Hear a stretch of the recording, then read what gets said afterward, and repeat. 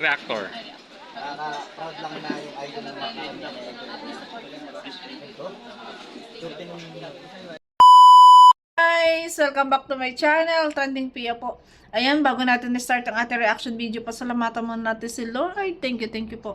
At syempre, pasalamatan natin na may-ari ng video, Kalinga Prab. Kung hindi pa po kayo nakasubscribe, subscribe ka na po. At huwag kalimutan suportahan ang ama ng Kalingap, Kuya Bal Santos Matubang, Kalinga Prab, Ate Edna, si Ma'am Jack po, at syempre Kalingap Edu, Kalingap Dan, Kuya Jomar Vlogs. Ayan. Maraming salamat po sa mga nagla-like, nagsishare, nagsasubscribe kay Trending Pia. Maraming salamat po. At sa mga nag-iintay, ayan, sorry po. Ayan, di po maganda ating ano ba yan? Ayan, maraming salamat po sa lahat. Ayan, dito muna tayo mag-reaction. Kumuha muna tayo ng clip kasi sunod-sunod ng EDSA. Baka tayo maano. Bawal kasi yon. Eh dahil nga sa matagal naman akong hindi nakapag-reaction, kaya inaano ko lang. Pero, syempre, maghahalo pa rin tayo. So, ngayon, start na natin. Grabe ang kilig. At lalo yung kagabi, re-reaction din natin yung live selling nila. Pero bago yon, ito na muna. Panoorin natin, guys.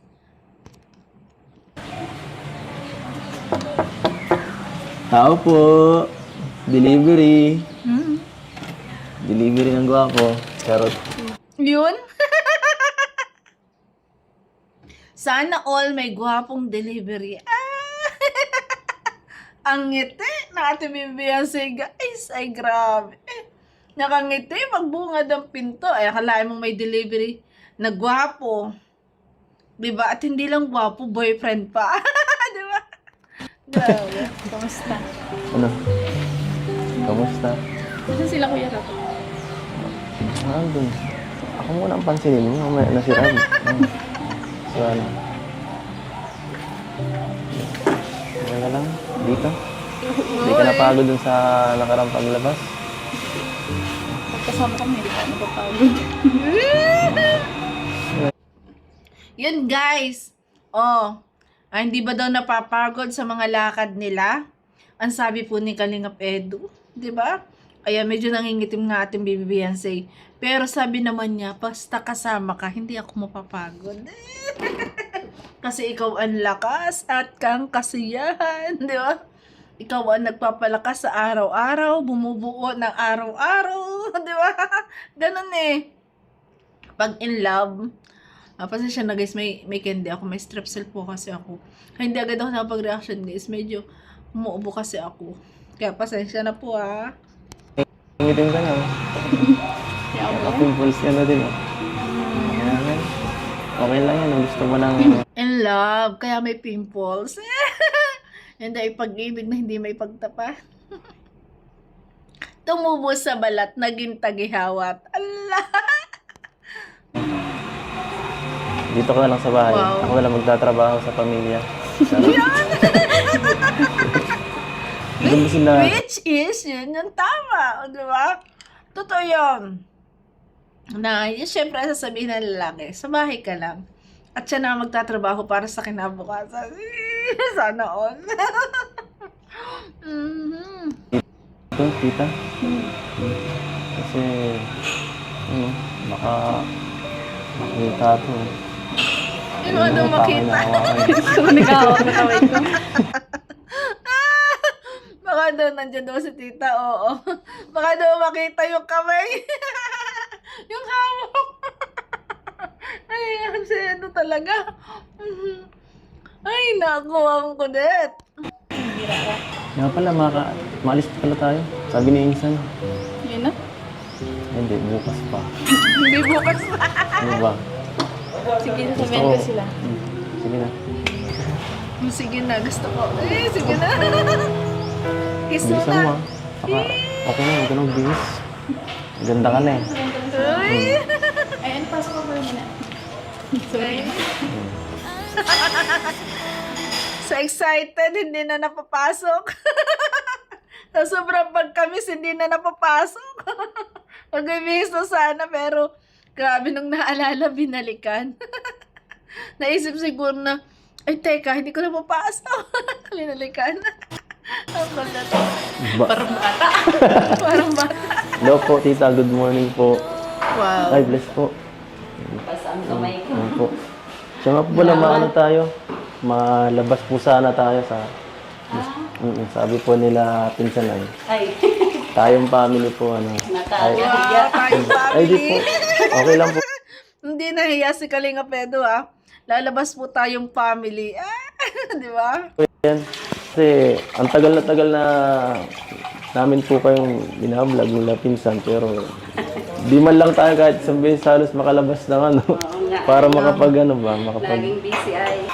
Madali lang naman po yung tita. Makain lang naman po tayo. Mabilis lang, tapos balik na lang ulit tayo. Okay. Sige.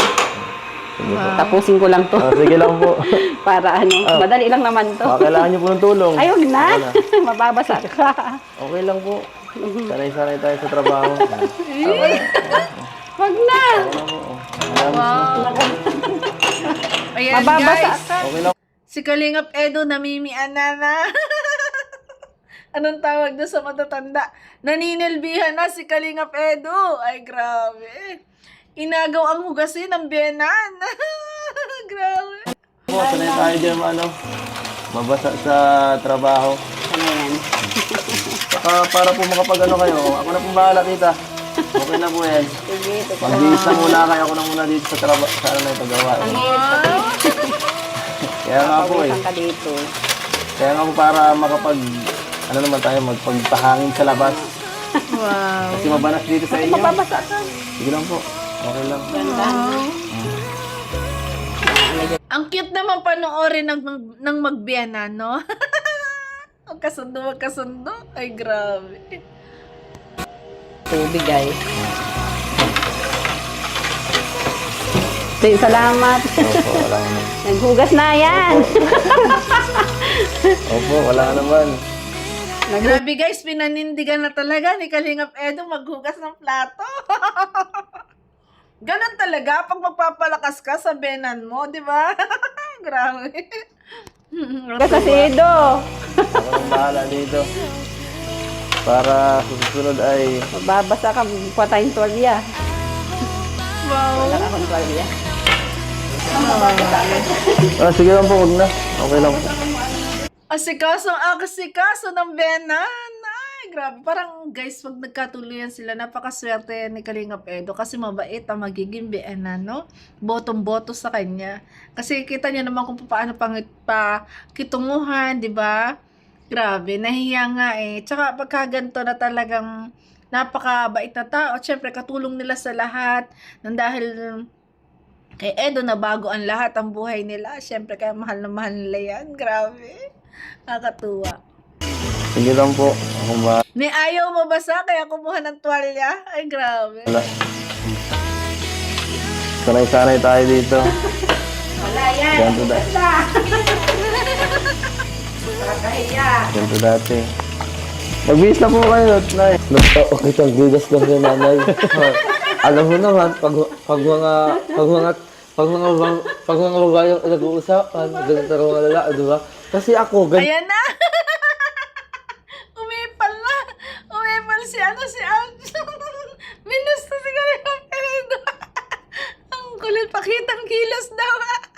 ganito din ako eh. Oo. Si Kampi, bakit ha? Sinisiraan mo ko ah. Alam ko na eh, dito lang ako sa'yo, sinusukutan lang kita. Alam mo ako eh. Ito na kayo maghugas dito. Kanina po. Ang kulit dito si Aldo. Sinusuportahan daw, pero sinisiraan. Ang kulit eh. Ikaw na nga yung pinupuri eh. Alam mo, mas makakatulong ako kung ikaw maghugas dito eh. Oh. Ikaw na nga dito. Di ba alalay kita? Oo. Sabi mo, boss mo ako eh. Ikaw na dyan. Ay, sige po. Salamat po, Nay. Magbisa mo kami. Kala nga ano to, no? Hindi ko Ayan, tuloy. Ikaw na Daot pala, bukas. hindi na ako nagsalita. Ano? Kumusta? Ayan na. Kumusta ang interview? Gulat ako, tatanungin pala yung mga dating, naranasan namin noon. Pero okay din kasi ngayon lang ulit, may kumausap sa amin ng ganito, na pag-open na namin sa Pastor Ian. Okay yan para... So yun guys, abangan nyo, binukod ko po kasi ang reaction nun, yung interview sa mga magulang. Ito po muna. 'Di ba? Ito muna ang sweet. Mag-enjoy muna tayo dito. Grabe. Nakapaglabas ka ng mga gibat ng nararamdaman mo. Ano, hindi naman yun bigat. Talagang yun, nagpasalamat lang kasi yun. Talagang nabago pa rin yung buhay namin. Dahil sa inyo. Sila Kuya Ram. Ikaw kasi, dapat, minsan, sinesharean mo din ako. Dapat nag-ano ka rin sa akin para alam ko kung ano mga nasa isip mo. Alam mo, ayoko nang madagdag sa mga iniisip mo. Ayun. Madami ka mo nang beneficiary baga. Pwede ba yun? Ayan, advice tayo kay Bibi Beyonce. Siyempre, ang lalaki, ang gusto niya maging open para alam niya lahat kung anong nasa loob mo, kung anong mangyayari. Kung anong nangyayari, 'di ba? Mamaya, 'di ba? Gusto niya yung maging open kasi yun naman doon naman talaga ang relasyon niyo doon magiging maganda talaga kung open kayo sa isa't isa. 'Di ba? Tiwalaan sa isa't isa, respeto sa isa't isa. 'Di ba? Ayan, hinihiling ito ni Kalingap Edo na sa kanya daw mag-open at gusto rin niya malaman yung lahat. Dahil sa bago pa lang sila, syempre, bago pa lang naging sila, siguro talagang hindi pa ganun ka-close ang ating Bibi Beyonce, nangangapa pa siya. Hindi pa niya mai-open lahat. O nandun yung hiya na talagang dahil sa simula naman, talagang nakilala natin si Bibi Beyonce na talagang mahiyain. Kaya siguro ganon. Pero pag nagtagal-tagal na to, syempre doon na natin makikita na magiging close na sila sa isa't isa. Ano yan? Nautal tayo yun. Siyempre, iniisip ko rin mga kasamahan ko dito, no? Yes. Kasama kita eh. Siyempre, iniisip ko mga kasamahan ko. Lalo na ikaw. Yes. Ano? Uy. Hindi ka ba sanay ng may ng may jowa? Yan. Kaya mo naman tinatago, oh. Di Hindi naman porke jowa, idadamay na kita sa lahat. Sa mga problema ko. Hindi naman natin. Dapat, yun. Siyempre. Wow! Andun yung mindset ni Bibi Beyonce na hindi porket boyfriend, idadamay kita sa lahat kung may problema ako. Which is, may babaeng ganon. Pero dapat hindi. Dapat kasi kaya nga, siguro kasi di pa naman mag-asawa, pero bilang magjowa, dun kasi kayo magbibuild ng isang napakagandang relasyon. Kung magiging open kayo sa isa't isa. Ayan, sabi nga dito ni Kalingap Edo, hindi ka pa sanay magjowa. O, totoo, hindi pa kasi first boyfriend niya. Nandun pa kasi yung doubt, di ba? Nandun pa yung regret. Ayun. Kasi syempre guys, first boyfriend, di ba? Talagang nangangapa siya. Hindi pa niya alam kung paano magpatakbo ng isang relasyon. Nandun pa talaga yung nahihiya siya. Pero sabi nga ni Kalingap Edo, hindi ka pa ba sanay na magjowa? Dapat open lahat. Totoo. Kasi doon nga, yun ulit, sasabihin ko kasi doon nga, na talaga doon kayo mag-build ng isang napakagandang relasyon kung open kayo sa isa't isa. Yung alam mo yun nangyayari. 'Di ba? Kasi kaya nga kayo magjowa, to know each other, at syempre, magtulungan, di ba? Ganon. Or, inspirasyon sa isa't isa. Di ba? Ayun. Mahirap, di ba? Dapat, gusto kong tumulong eh. Yun. Lalo na kung kaya. Yan. Get ko dun si Kalingap Edo na talagang, na parang mahirap din. Kasi nga, gusto niyang tumulong sa lahat. Kasi nga, jowa na niya eh. Gusto niya, sa lahat ng mga problema, sa lahat ng up and down, di ba? Yung kung masaya man o malungkot, gusto niya alam lahat. Kasi gusto niya maging maayos, di ba? At kasama siya sa lahat. Kasi doon kasi natin makukuha yung talaga yung relasyon na na talagang nagiging matibay, di ba? Pag kayo ay nandun na sa relasyon na talagang alam ang isa't isa at open sa isa't isa. Ayun, alam at open, para ganun lang din no? Ayan, tara na guys, tara ulit natin. Naman, makatulong. At saka isa pa, iba na tayo ngayon, no? Hindi na kagaya nung dati na ganyan. Paano lang, ma-vlog lang. Yun. Diba? Totoo. Ano? So ngayon, totoong partner na. Yes. Partner. Diba? Yes. Ilang ka naman eh, huwag kang amano dyan. Ayan, totoong partner na daw naman, di ka? gusto niya talaga pumasok sa buhay ng jowa niya. Ganon. Kasi kung papapasukin mo sa buhay ang bawat isa, di ba?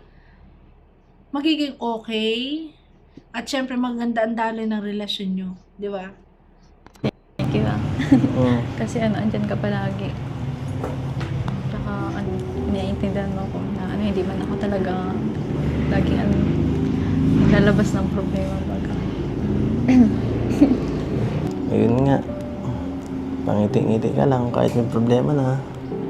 Minsan, kung saan ka naglalabas ng sama ng loob. Ayun. Social media, sa gaya ng sinasabi mo. Doon ko na Yes, ayan.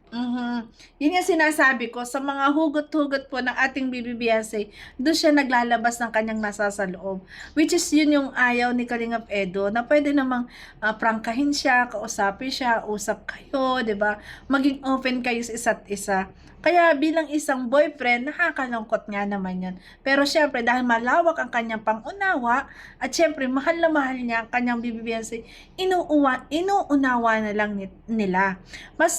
Kaya ang maganda ngayon, pinag-uusapan na nila yung mga bagay na dapat gawin nila sa kanilang relasyon. Diba? binabasa minsan ng ano mo eh. Hindi kasi ako sanay maglabas ng problema. Tsaka pag kaya ko pa naman, hindi ko talaga, hindi ko sinashare. Sinasolo ko muna. Lalo sa mga mahal ko sa buhay. Isa ka na dun. Awe? Wow! Uwe! Totoo! Ito ba yan? Huwag kang ganyan ko parang feeling ko, inaano mo lagi ako nagsisinungaling. Hindi, totoo nga. Naniniwala naman ako eh. No? Pinapaano lang kita para masyado kang ano eh. Parang na-stress ka ng bigla eh. Kasi pag seryoso ako, tinatungalan mo naman ako. Kasi binabara mo ako, nakakainis. Ayun! Hindi naman sa ganun. Ayun! Yan ang dapat alisin siguro ni Kalingap Edo. Na dapat, ayan, pag daw seryoso siya, binabara. Minsan, kaya siguro nahihiya na siyang mag-open. Kaya siguro talagang kahit na, gusto niyang sabihin, gusto niyang i-open, ayaw niya kasi siguro may mga tao kasing gano'n na talagang pag naramdaman mo yung gano'n, sensitive, di ba? Yung mga taong sensitive talaga na gano'n. At least ito, alam na ni Kalingap Edo ang pwede niyang gawin, di ba? Ang pwede niyang mag-adjust na yung pala ay doon pala ay siya, nahihiya na sa mga ganong sitwasyon. Ay, grabe. Alam mo yun, hindi naman sa natatawa ako. Ganun lang talaga yung way ko pag medyo kinikilig sa sa isang tao. At hindi ko alam kung paano umak sa mga sinasabi mo minsan. So, okay ka na? Kaya ako syempre intindi ka. Post, no? Buti nga sinasama mo ako sa pag-vlog. Kasi nalilibang ako. Pag andun sa bahay, syempre. Kung magsa-social media lang ako, mas may stress ako pag andun na lang. Kaya thank you kasi palagi mo ko sinasabi. Yun rin naman yung ko talaga, napansin ko na parang naiinggit ka sa ibang mga kasama mo, mga kaeskwela na nagtatrabaho. Siyempre, ikaw, gusto mo rin maging productive yung ano mo, yung bakasyon mo, no? Saka, yun, na-experience yung mga, ano. Kaya, naisip ko rin yun. Kaya, sinama na rin. Pumayag na rin ako sa gusto mo. Saka, kaso ano, sorry kasi, siyempre, yan, medyo, ano ka, nabilad. Medyo, nakakapagod din yung ano natin din, yung ginagawa eh. Kala ko ngayon na pinag-usapan niyo ni mama niyo kanina eh. Kala ko pinagbawalan ka na lumabas. Hindi. Na ano, na pwede vlog ka na lang. Tsaka hindi naman nakakapagod kasi ano, masaya naman tumulong mo. Kasama akong tumutulong sa ano. Kasama mo. Nakakatuwa guys, 'di ba? Parang ang sarap-sarap ng pakiramdam ano, na nakikita natin na ganyan sila, na pinag-uusapan talaga nila, no? Talagang ino-open. Nandun talaga yung grabe. Iba ba yung bang feeling na grabe, ganun pala yung talagang relasyon nila na talagang nagkakaunawaan, meron lang kaunting ano, pero nandun niya talaga yung sobrang pangunawa na gusto talagang pinapaliwanag ni Kalingap Edo para maintindihan ni Bibiansi at nauunawaan niya ang sitwasyon. 'Di ba? Na katulad nga naman noon, na gusto rin naman ni Bibiansi na maging productive lahat ng bakasyon. Kaso hindi naman kasi nga hindi pwede kasi kaysa mag-summer job siya, ang dami naman niyang racket. Pero syempre nga naman, yun yung ginagawa ng kabataan eh. 'Di ba? Syempre andun talaga yung lungkot na bakit hindi mo rin kayang gawin. 'Di ba? Pero syempre, andito si Kalingap Edo para ipaunawa at syempre, siya na yung kaya sinasama na siya sa mga lakad. Yan. Yun nga lang, nangingiti mga ating Bibiansi, pero okay lang yun kasi at least magkasama sila. 'Di ba? At pag nagkakasama sila, nandun lalo yung napakalalim na relasyong binubuo nila. Mas uugat, 'di ba? Ang EDSI. Mag-uugat. Ayun. Kung sa isang puno, mas pinagtitibay at umuugat-ugat. 'Di ba? Na kahit dumating mga ang bagyo, malakas na hangin, hindi magigiba. O, 'di ba? Ayun. Mga natutulungan eh. Natutulungan din ako. May ayuda rin. Araw-araw. Napapalakas. Yun, nagkapalakas. Oo. Pero seryoso talaga. Malaking bagay na andun ka. Yes. Kasi kung ako lang solo, baka hindi ko nagagawa yung mga nagagawa ko ngayon. Uy. Medyo mas productive ngayon. Yes. Nandyan ka eh. Yes. Nandyan kayong mga mga kasama. Thank you. Thank you din. Thank you so much. Sana, Ayan kasi ang mararamdaman ni Kalingap Edo, buong-buo lagi ang araw niya, as mas reproductive ang bawat araw niya, kasi nga nandun ang kanyang YP, nandun ang inspirasyon niya sa buhay, di ba? Ang ganda na pag-uusap nila talagang, guys, napakalumanay ba? Yung ba yung relasyon na talagang andun yung pagmamahal sa pag-uusap nila, di ba? maging matagal Mahina. pa yung bakasyon, no? Mga 3 months pa. Kasi, alam mo na, mas okay pag andyan ka eh. Mas maraming nagagawa. Saka, medyo hindi... Mas marami. Saka hindi malungkot. Saka hindi malungkot pag nandyan ka. Hindi nakakaboring. Feeling daw ni Bibiansi hindi. Kasi siguro, mas makulit sila. Pag magkasawa. Ayan. Pero syempre, dahil kay Kalingap Edo, ayun yung napaka-reproductive. Yung makasama mo, yung mahal mo sa araw-araw. Lalo na sa mga, sa ginagawa mo, sa trabaho mo, di ba? Saka, pag pumasok ko ulit, yun, saka lang, babalik na naman sa dati. Kaya susulitin ko na talaga yung ano, yung bawat araw na Wow. ito okay, yung may pasok ka sa akin. Kasi pag ano, solo na naman ako. Dati na naman yung kasama ko, si Arjun, na ano, napasaway. At, yan, pagod na naman, solo na naman. Pero, nag-enjoy naman ako ngayong bakasyon. Lahat ng mga ginagawa natin. Kaso, kailangan mo rin talaga mag-aaral eh, ano? Kailangan mo mag-aaral, no? Sama ka na lang sa akin. Mag-scout na lang tayo maghapon. Mag-vlog na lang tayo. Tara, pakasal na tayo. Pakasal na tayo. Joke lang. Kung narinig mo sana kanina sila mama eh. Ayun na si Pato. Diretso na, oh. Mabihira na yun. Hindi ka kasi nag-ano dito eh. Hindi mo tuloy narinig sila mama. Nako. Kung biro-biro ng ganyan. Nako. Handa to. Handa to. Hello, huwag ka na magbiro ng ganyang kasalan. Handang-handa si Edo. Ay, grabe. So, darating din naman tayo dyan. Di ba? Siyempre. Ano yun? Ano yun, syempre. Siyempre. Hmm. Basta huwag ka na magbabago. Yun. Dapat ano, walang magbago sa akin. Yun. Hmm. Ay, grabe. Ay, grabe ang Edsing. Kuya Eds! Yun yung the best. Ay, dadating din nga naman yung panahon na talagang mangyayari yung gusto ng bawat isa na makasal sila. Ay, grabe.